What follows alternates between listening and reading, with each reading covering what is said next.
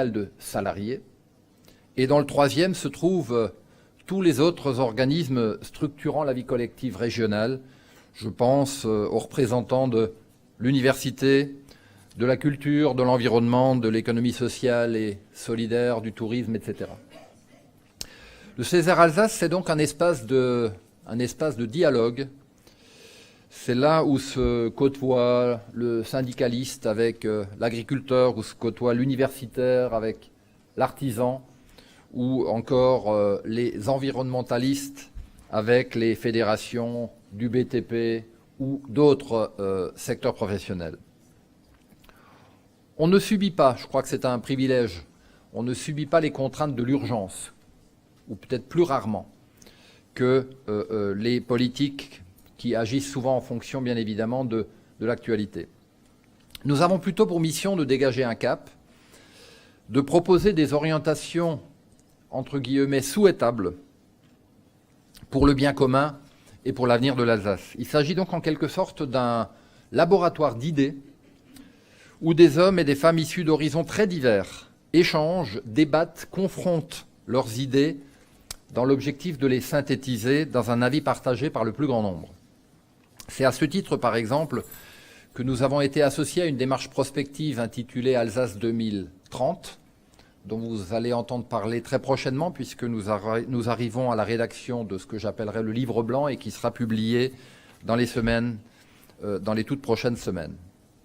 On planche aussi sur d'autres sujets, quelques exemples au hasard, l'intermodalité, la transition énergétique, l'impact économique de la culture, l'autonomie des jeunes, pour ne citer que quelques chantiers actuellement ouverts.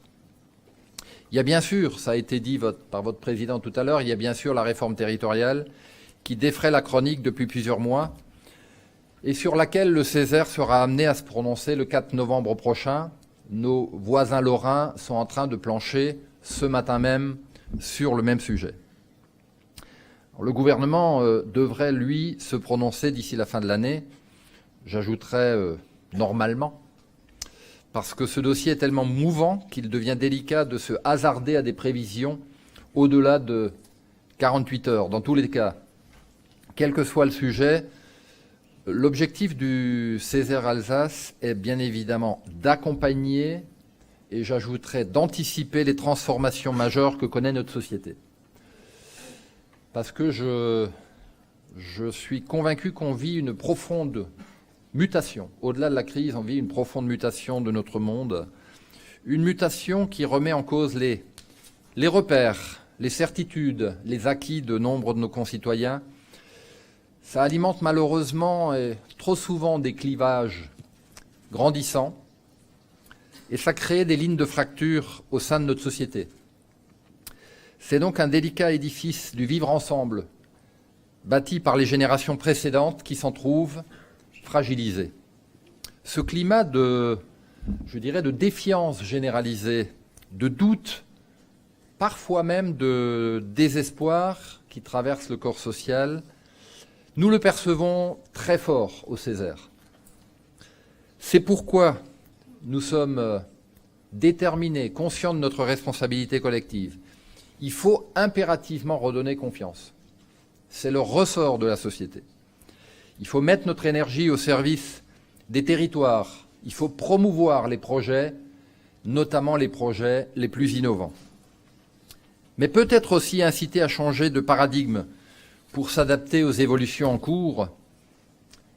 Et évolution, je crois que c'est un mot que les médecins libéraux connaissent particulièrement bien. Fixé dans une charte qui date de 1927, les principes fondamentaux de la médecine libérale, en particulier les libertés thérapeutiques et d'installation, ont été établis, ils ont établi la base d'une conception forte de l'indépendance professionnelle à laquelle les médecins français restent, et c'est bien normal, très attachés.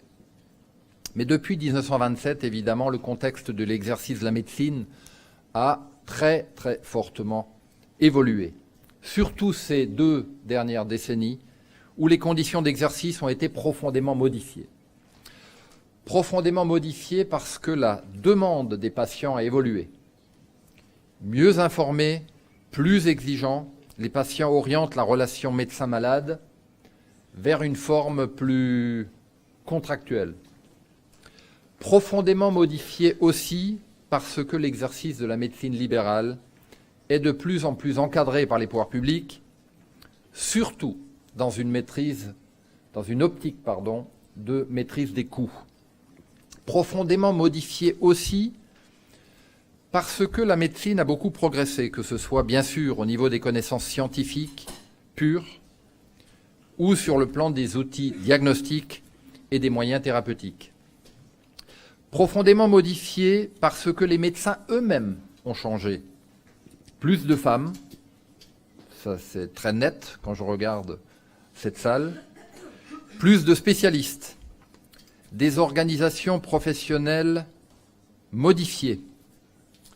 Et au-delà de toutes ces transformations, de toutes ces mutations, il y a bien sûr la démographie, celle des médecins et celle de l'ensemble de la population française, ça a été dit par M. Schlegel. Dans les deux cas, on constate un vieillissement. Bien sûr, ça n'explique pas tout, parce qu'il y a 30 ans, il y avait 2 fois moins de médecins et on ne parlait pas de déserts médicaux.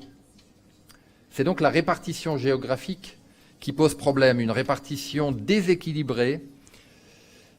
Elle est pour une part la conséquence de l'attraction croissante qu'exerce le statut de salarié dans la société française.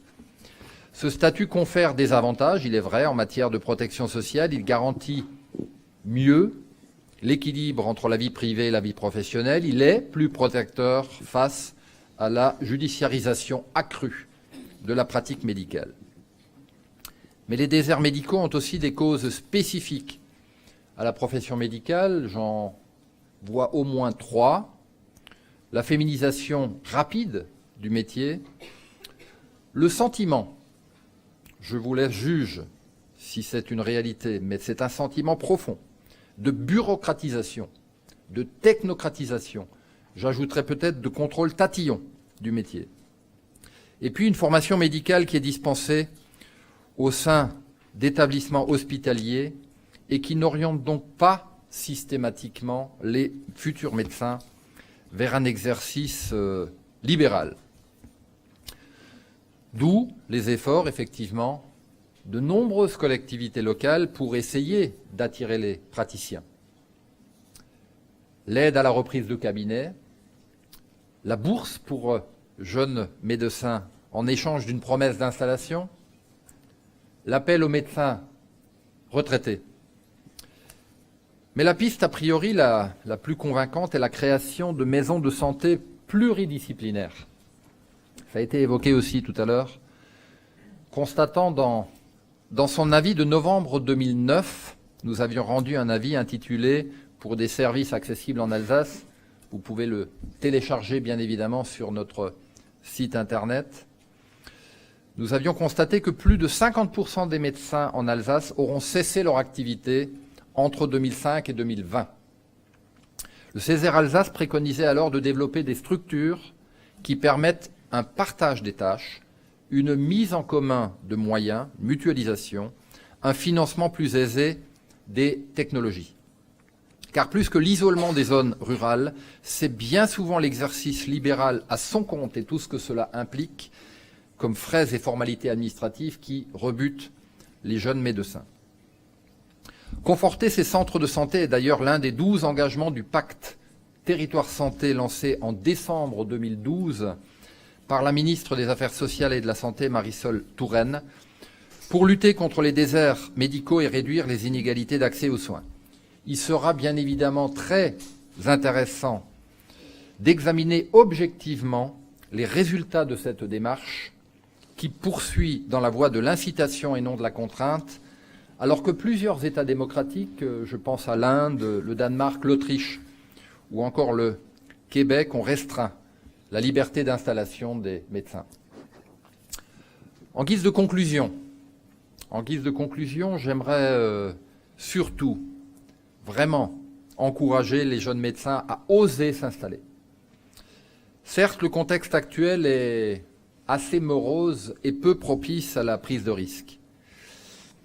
Mais ils ont la chance, le courage aussi, d'exercer l'un des plus beaux métiers qui soit, un métier à l'écoute des corps et des âmes, même si son image et son statut ne sont plus ce qu'ils étaient. Il y a quelques décennies, le médecin reste un acteur important de la société. Car au-delà du lien thérapeutique entre le médecin et le patient, le cabinet médical est aussi un lieu où se crée du lien social. Dans l'intimité de son cabinet, le médecin de famille, si j'ose dire, il crée, il renforce, il répare du lien social à longueur de consultation. Et à l'heure où de toutes parts des forces semblent se conjuguer pour les remettre en cause, la préservation de ce lien social est un enjeu capital.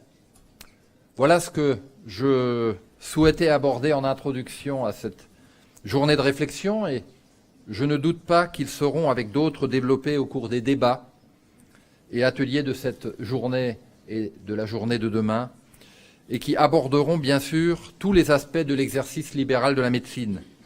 Je vous souhaite donc à toutes et à tous des échanges riches, fructueux, et je vous remercie pour votre attention.